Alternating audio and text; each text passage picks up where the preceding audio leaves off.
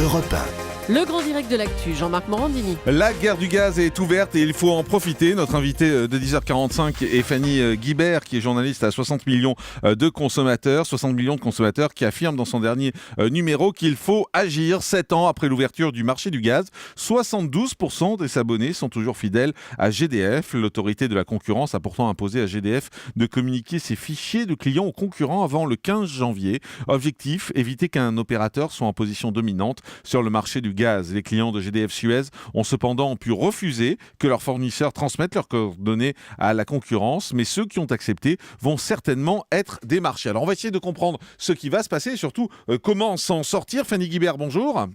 Oui, bonjour. Merci beaucoup d'être en direct avec nous sur Europe 1. Alors d'abord, c'est vrai que c'est toujours compliqué. Ça fait des années pour la plupart d'entre nous que nous sommes abonnés à GDF. On est abonné au gaz. On se dit, oh là là, mais on va partir de ça. Est-ce que c'est compliqué d'abord de changer d'opérateur ? Ce n'est absolument pas compliqué. Il faut arriver à faire son choix sur les différentes offres proposées.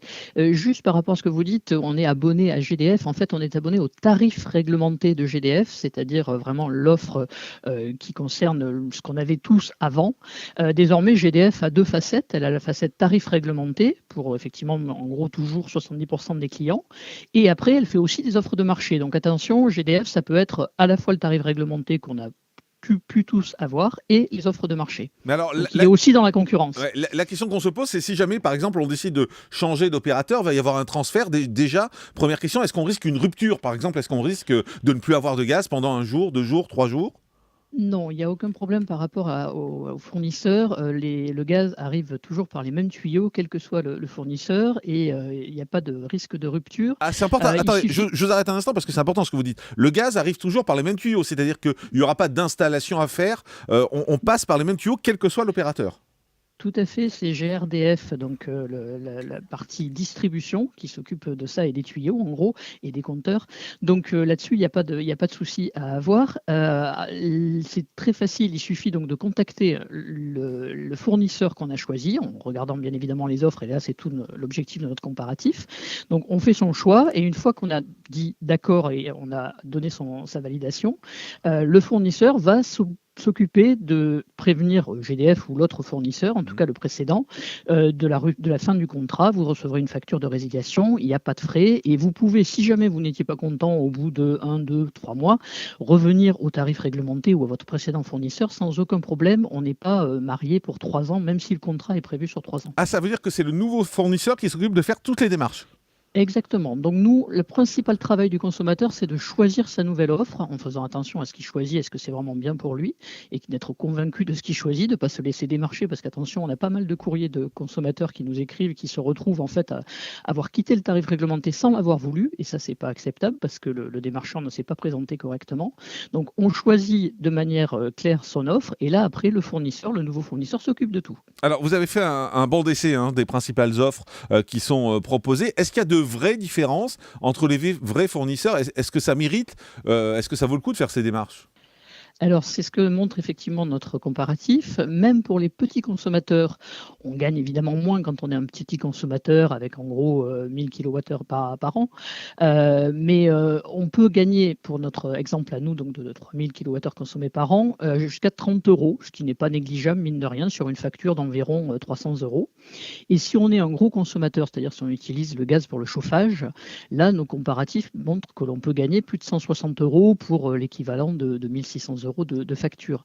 Donc l'économie est réelle et c'est plus de 10% d'économie sur l'année. Ouais, alors ce qui est compliqué, c'est qu'il y a beaucoup d'opérateurs quand même, parce que quand on voit l'enquête que vous avez faite, alors il y a GDF Suez tarif réglementé, il y a l'Empiris l'offre gaz, Alterna Idea Gaz, GDF Suez Dolce Primo, Antargaz, Direct Énergie. Enfin voilà, c'est un peu compliqué de s'y retrouver au milieu de tout ça quand même.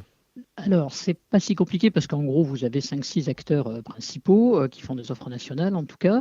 Ce qui est plus compliqué, c'est peut-être, et c'est pour ça que notre comparatif peut aider, c'est de bien comprendre qu'il y a différentes formes de contrats. Il y a ceux qui sont fixes sur 1 an, voire fixes sur 2 ans ou sur 3 ans. Et c'est principalement la forme du contrat qu'il faut regarder pour bien choisir. Est-ce qu'on veut rester sur 2 ans avec le même prix? Est-ce que c'est intéressant pour moi? C'est ça qu'on essaye de montrer avec notre essai. En revanche, pour les fournisseurs, c'est vrai qu'il faut aussi se renseigner avec qui on souscrit? Est-ce que ça va être un service après-vente correct? Parce que parfois, il peut y avoir des soucis. Si on veut refaire, parce que nous, notre exercice, là, il est pour ce mois-ci de janvier. Si on veut le faire plus tard, il faut absolument consulter le site officiel Énergie Info, qui permet de refaire et de comparer à tout moment en ligne les différentes offres en fonction de sa consommation et donc de son profil. Donc ce site Énergie Info, il faut absolument le consulter au moment où on va faire son choix, parce que ça permet d'avoir un vrai comparatif au temps T. Alors, on a une question qui nous arrive au Standard Europe 1. Bonjour Jean-Luc. Bonjour Jean-Marc. Bienvenue sur Europe 1. Vous avez une question pour notre spécialiste. Allez-y. Voilà, donc moi c'est tout simple la question. Le seul producteur, producteur entre parenthèses de gaz en France, c'est GDF via les réseaux qui viennent de Russie, d'Arabie ou quoi que ce soit. C'est le seul à avoir le marché. Et maintenant, il revend du gaz à des sous-traitants. Même, c'est ce que vous voulez dire, quoi. Donc, comment peut-il vendre du gaz moins cher à d'autres personnes moins cher que ce que lui il vend? Alors, il vend à perte. Il y a quelque chose qui n'est pas normal. Réponse de Fanny Guibert. Non, monsieur, pour le gaz, c'est différent de l'électricité. C'est vrai qu'en électricité, on a ce modèle parce que ce sont EDF avec ses centrales nucléaires, en gros, qui produisent la grosse partie de l'électricité consommée en France. Pour le gaz, c'est différent. Tout le monde l'achète sur les marchés, GDF compris. Donc, GDF est effectivement un poids lourd, mais Eni, par exemple, qui est arrivé sur le marché français, mais qui est le poids lourd italien, a des années de pratique d'achat sur les marchés. Donc, le gaz, effectivement, c'est pas une production française. Ça vient, comme vous le signalez, d'Ukraine, de Russie, etc. Donc ça passe par l'Ukraine. Et donc il y a tout le monde, enfin tous les acteurs qui sont en tout cas répertoriés comme fournisseurs de gaz achètent sur les marchés. Voilà. Donc chacun achète au prix auquel il peut justement faire jouer la concurrence. On l'a dit, c'est un peu compliqué parce que ça dépend de la consommation de chacun, mais globalement, le choix de 60 millions de consommateurs, c'est pour cette société qui s'appelle l'Empiris. Et vous dites, voilà, ça se solde par un avantage pour cette société, même si son contrat ne met à l'abri que pour 1 an. C'est avec lui qu'on devrait gagner le plus, mais il faut contrôler. Donc voilà, cette société s'appelle l'Empiris. Moi, je ne connaissais pas du tout, mais en tout cas, on découvre ça dans 60 millions de consommateurs. Merci beaucoup Fanny Guibert pour toutes ces précisions, et bien évidemment on se réfère au magazine où il y a plusieurs pages complètes avec des comparatifs et toutes les infos.